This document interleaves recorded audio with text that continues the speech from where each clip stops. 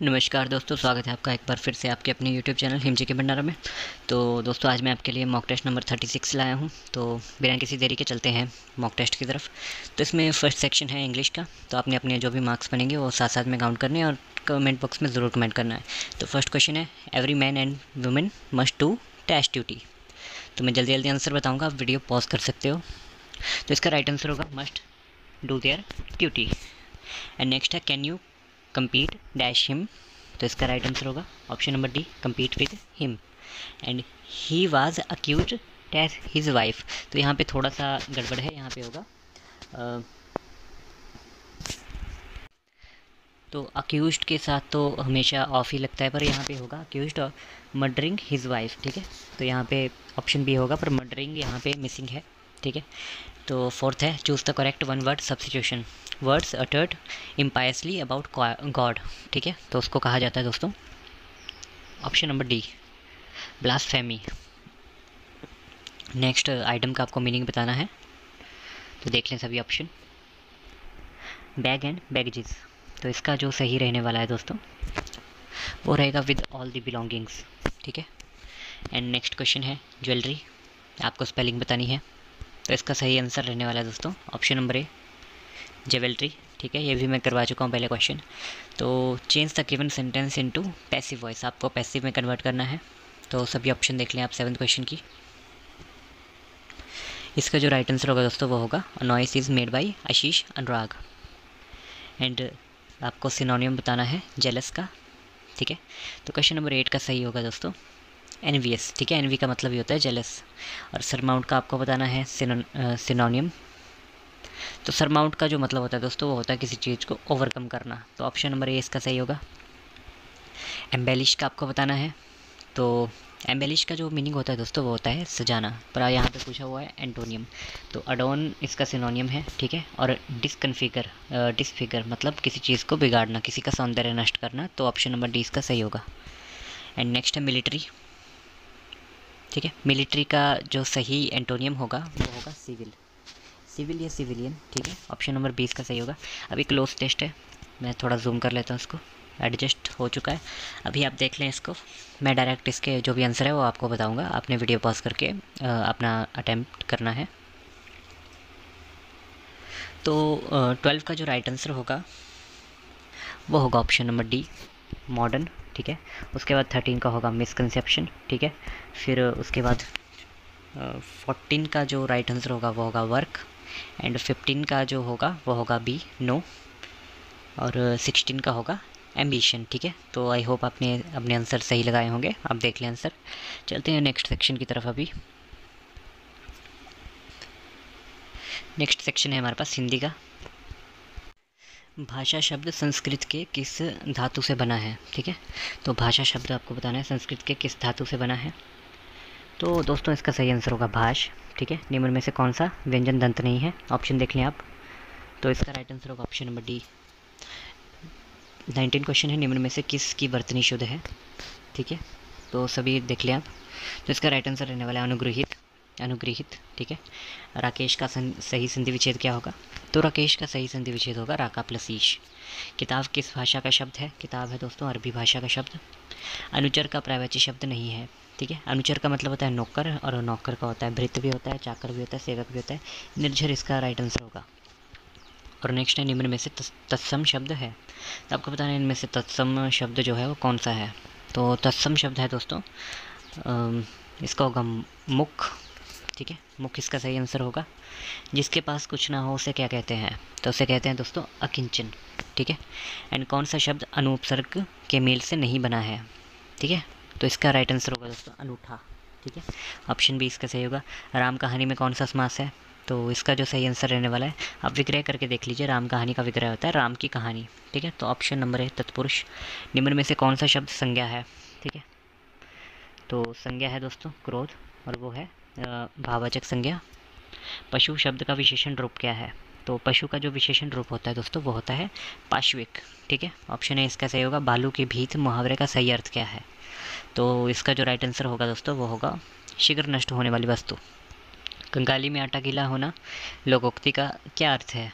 तो इसका जो सही आंसर होगा दोस्तों वो होगा विपत्ति पर और विपत्ति आना, ठीक है। हिंदी में व्यंजन वचन के कितने भेद हैं? तो वचन आपको पता है 2 ही वचन होते हैं, एक वचन और बहुवचन। तो ऑप्शन नंबर 20 का सही होगा। मोहम्मद गौरी ने जयचंद को किस युद्ध में पराजित किया? तो इसका जो राइट आंसर होगा दोस्तों वो होगा चंदावर का युद्ध। नेक्स्ट है, अरब सागर की रानी किसे कहा जाता है? तो अरब सागर की जो रानी कहा जाता है वो कहा जाता है कोचीन को।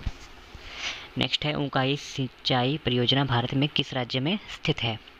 तो दोस्तों ये जो है वो है गुजरात में। भारत की किस नदी को वृद्धगंगा कहा जाता है? काफ़ी इंपॉर्टेंट क्वेश्चन है ये। तो इसका राइट आंसर रहने वाला ऑप्शन नंबर डी, गोदावरी। चलते हैं नेक्स्ट क्वेश्चन की तरफ। नेक्स्ट है, भारत का सबसे लंबा जो राजमार्ग है वो कौन सा है? तो दोस्तों भारत का सबसे लंबा राजमार्ग है NH44, ठीक है। तो जल्दी जल्दी बता रहा हूँ क्योंकि मैथ का आपको सोल्यूशन भी बताना होता है। राष्ट्रमंडल खेलों का आयोजन भारत में किस वर्ष किया गया था? मतलब पहली बार जो भारत में मॉडर्न जो हुए थे कॉमनवेल्थ गेम्स वो कब शुरू हुए? तो वैसे तो 1930 में शुरू हो गए थे, लेकिन 2010 हम मानते हैं, वर्ष 2010 राष्ट्रमंडल खेलों का आयोजन भारत में। सॉरी मैंने थोड़ा सा गलत बता दिया। एक्चुअली 1930 में कॉमनवेल्थ गेम्स भारत में शुरू हो गए। अब यहाँ पे पूछा गया है कि भारत ने इसकी मेज़बानी किस वर्ष की? तो इसकी मेज़बानी जो भारत ने की वो 2010 में की, ठीक है। तो किस देश से मौलिक कर्तव्यों को लिया गया है? तो इसका राइट आंसर रहने वाला है सोवियत संघ यानी कि रशिया, ठीक है। ओलंपिक खेलों का आयोजन कितने वर्षों बाद होता है? तो सभी को पता होगा ओलंपिक जो होते हैं वो 4 वर्षों बाद होते हैं। प्रार्थना समाज की स्थापना किसने की? तो आप दोस्तों वीडियो पॉज कर लें, फिर ऐसा ना कहें कि मैं जल्दी बोल रहा हूँ, या तो आप वीडियो स्लो कर सकते हो। मैं जल्दी कवर करने की कोशिश कर रहा हूँ क्योंकि आज शायद एक और मॉक टेस्ट भी अपलोड करूँ मैं। तो प्रार्थना समाज की स्थापना हुई आत्माराम पांडुरंग ने, ठीक है। संयुक्त राज्य अमेरिका में राष्ट्रपति का कार्यकाल कितने वर्ष का होता है? तो ये होता है दोस्तों 4 वर्ष का, ठीक है। निम्न में से कौन एक इनपुट डिवाइस नहीं है? तो सभी देख लेते हैं। माउस इनपुट है, कीबोर्ड इनपुट है, लाइट पेन भी इनपुट है, वीडियो इसका सही आंसर होगा। वीडियो एक तरह से डिस्प्ले है, ठीक है। तो ओलंपिक 2024 में कहाँ आयोजित किया जाएगा? तो इसका राइट आंसर होगा पेरिस में। हिमाचल प्रदेश कुल कितने संसदीय क्षेत्रों में बटा हुआ है? तो ये बटा है 4 संसदीय क्षेत्रों में। हिमाचल प्रदेश में सबसे पहले पंचायती राज कब किस वर्ष शुरू हुआ? तो इसमें दोस्तों थोड़ा डाउट है, ठीक है। 46 का राइट आंसर होना चाहिए था, 1968, ठीक है। तो यहाँ पे थोड़ा डाउट है, इस क्वेश्चन को रहने दीजिए। नेक्स्ट है, हिमाचल प्रदेश की सबसे बड़ी जल विद्युत परियोजना कौन सी है? तो सबको पता होगा, वो है ऑप्शन नंबर सी, पार्वती परियोजना। हिमाचल प्रदेश के राज्य पुष्प का नाम? तो काफ़ी बेसिक सा क्वेश्चन है, लगा लें आप अपना आंसर। बुरांश इज द राइट आंसर। अभी साइंस के क्वेश्चन है। तो निम्न में से कौन सा एंजाइम प्रोटीन को अमीनो एसिड में बदलता है? तो वैसे तो दोस्तों इसका जो राइट आंसर होना था वो होना था ट्रिप्सिन, ठीक है। ट्रिप्सिन जो है वो प्रोटीन को अमीनो एसिड में बदलता है, लेकिन ऑप्शन के लिहाज से इसका राइट आंसर होगा पेप्सिन, ठीक है। पेप्सिन, ठीक है। इसका भी इसमें कुछ रोल होता है। नेक्स्ट है, निम्नलिखित में से कौन सा युग्म सही नहीं है? ठीक है, तो आपको धातु का नाम दिया है और उसके अयस्क का नाम दिया है, तो आपको बताना है कौन सा गलत है। तो आप अपना आंसर लगा लें, मैं बताता हूँ। जिंक का कैलामाइन सही है, बॉक्साइट सही है, आयरन का हेमेटाइट सही है, सिनेबार जो है दोस्तों वो होता है मरकरी का। ऑप्शन नंबर 20 का सही होगा। सामान्य 70 किलोग्राम भार वाले वयस्क मनुष्य में रक्त की कुल मात्रा कितनी होती है? तो दोस्तों आपको एक सिंपल फार्मूला बताता हूँ मैं, 7%, ठीक है। हमारे वेट का जो भी 7% है वो ब्लड होता है। अगर मान लीजिए किसी का 70 किलो वज़न है, ठीक है, तो उसका वेट के उसका जो ब्लड होगा कितना होगा, वो होगा 4.9 लीटर, ठीक है, यानी कि 5000 ml के अराउंड। नेक्स्ट है, निम्न में से ऊष्मा की इकाई कौन सी नहीं है? तो ऊष्मा की इकाई देख लेते हैं। सेंटीग्रेड है, अर्ग है, जूल है, तो कैलोरी इसका सही आंसर होगा। कैलोरी जो है वो ऊर्जा का मात्रक है। निम्न में से कौन ऊर्जा खनिज है? तो काफ़ी आसान क्वेश्चन, तो आई होप आपने अपना आंसर अब तक लगा लिया होगा। कोयला इसका सही आंसर है, ठीक है। किसी उत्तल लेंस की फोकल दूरी हमेशा कितनी होती है? तो आपको पता होगा उत्तल लेंस की जो फोकल दूरी होती है वो हमेशा पॉजिटिव में होती है। अभी नेक्स्ट आपको बताना है कौन सा क्षारक है, तो इसका राइट आंसर होगा ZNO, ठीक है। शरीर का तापमान कहाँ नियंत्रित होता है? तो वो होता है दोस्तों हाइपोथैलेमस में, ठीक है। अभी चलते हैं मैथ्स के क्वेश्चन। थोड़ा मैं आपको ट्रिक वाइज बताऊंगा। तो फर्स्ट क्वेश्चन है, किसी संख्या को 133 से विभाजित किया जाता है। आप पढ़ लीजिए क्वेश्चन, मैं सॉल्यूशन दे रहा हूँ इसका डायरेक्ट। अगर किसी संख्या को 133 से विभाजित किया जाता है तो शेष बचता है हमारे पास 21, ठीक है, शेष बचा 21। यदि उसी संख्या को 19 से डिवाइड किया जाए तो शेष क्या बचेगा? आपने कुछ नहीं करना है, जो पिछली बार हमारा शेष बचा उसको 19 से डिवाइड दिया और देखना है आपने कितना बचा। तो हमारे पास बचा 2, तो इसका राइट आंसर होगा ऑप्शन नंबर बी, ठीक है। नेक्स्ट है हमारे पास, एक व्यापारी किसी संपत्ति को उसके मूल्य के 3/5 में खरीदता है और मूल्य से 5% अधिक पर बेचता है। इस व्यापार में उसे कुल कितने प्रतिशत का लाभ हुआ? तो सोल्यूशन देखते हैं। मान लीजिए 100 उसकी जो उसने वैल्यू लगाई वो थी और उसके 3/5 में उसे ख़रीदता है, तो वो हो गया 60, ठीक है। 100 मान लीजिए ओरिजिनल कॉस्ट थी और वो खरीद रहा है 60 में, ठीक है। अब और मूल्य से 5% अधिक पर बेचता है, ठीक है। 5% मतलब ये उसका मूल्य था, इसका 5% कितना हुआ? 105, ठीक है। तो ये आ गई हमारी बाइंग कॉस्ट और ये आ गई हमारी सेलिंग कॉस्ट, ठीक है। आपको बताना है इस पे उसे कितना जो है वो प्रॉफिट हुआ। तो 60 में से 105 में से आप 60 माइनस करेंगे तो बचेगा 45, ठीक है। तो आपने क्या करना है, 45/60 मल्टीप्लाई बाय 100, ठीक है। तो कर लीजिए इसको सॉल्व। इसको सॉल्व करके इसको काट के देख लेना आप। हमारा जो आंसर आना चाहिए वो आएगा 75 के अराउंड, जो आंसर है वो आना चाहिए। हाँ, 15×5 = 75, यानी कि 75% का उसे जो है वो लाभ हुआ, ठीक है। तो 75% का उसे लाभ हुआ, ऑप्शन नंबर ए इसका सही होगा। नेक्स्ट है, किसी धन पर 2 क्रमागत वर्षों का चक्रवृद्धि ब्याज है 50, 55, तो ब्याज की दर क्या होगी? सिंपल, मैं आपको सोल्यूशन दे रहा हूँ इसका। आपको इसका डिफरेंस लेना है, डिफरेंस आ गया 5 और मूलधन आपका हो जाएगा 50 को आपको अपना मूलधन मान लिए, जो आपका अमाउंट है, सॉरी, और 100 से इसको मल्टीप्लाई कर लीजिए। तो यहाँ पे जो आपका आंसर आ जाएगा वो आ जाएगा 2, सॉरी, आंसर आएगा आपका 10%। 10% आपका आंसर जो है वो रहने वाला है। 50 से 100 को काटा, 2 आया, 5 × 2 हो गए 10, ऑप्शन नंबर सी इसका सही होगा। नेक्स्ट 60 क्वेश्चन देख लें। राम अपने पुत्र की वर्तमान आयु का 3 गुना है, 8 वर्ष बाद अपने पुत्र की आयु का 2 गुना हो जाएगा। पुत्र की वर्तमान आयु क्या है? आप लगा लें अपना आंसर, मैं सोल्यूशन दे रहा हूँ। तो राम जो है वो अपने पुत्र की वर्तमान आयु का 3 गुना है। तो मान लीजिए राम के पुत्र की आयु है 1 और उसकी क्या गई 3, ठीक है। अब सेकंड कंडीशन है 8 वर्ष बाद अपने पुत्र की आयु का 2 गुना हो जाता है, ठीक है। मतलब 8 वर्ष बाद जो है वो पुत्र की आयु अगर 1 है तो उसकी हो जाती है 2 रेशियो में, ठीक है। तो अभी हम क्या करेंगे, इसको इक्वलाइज़ कर लेंगे, ऊपर 2 से मल्टीप्लाई और नीचे 3 से मल्टीप्लाई। तो इसको करने के बाद हमारे पास आ जाएगा 6:2 और 6:3, ठीक है। यानी कि इनके बीच की एक रेशियो बराबर है 8 के। तो हमने क्या करना है, 8 से डायरेक्ट इसको मल्टीप्लाई कर लेना है, ठीक है। तो यहाँ पे पूछा गया है पुत्र की वर्तमान आयु क्या है, तो हमने 8 से इसको मल्टीप्लाई किया, यहाँ पे आ गया 16, पर ये तो 8 वर्ष बाद की थी, ठीक है। तो हमने क्या करना है, इसमें से 8 माइनस कर लेने हैं, तो आंसर आ जाएगा हमारा 8 वर्ष। तो नेक्स्ट क्वेश्चन है, ABC = 1√3 और 2। तो बताना है C का मान अगर 4 हो रहा है तो B का मान क्या होगा। तो दोस्तों यहाँ पे देखने वाली बात है, यहाँ पे +2 नहीं किया गया है, यहाँ पे मल्टीप्लाई 2 किया गया है, ठीक है। तो मान लीजिए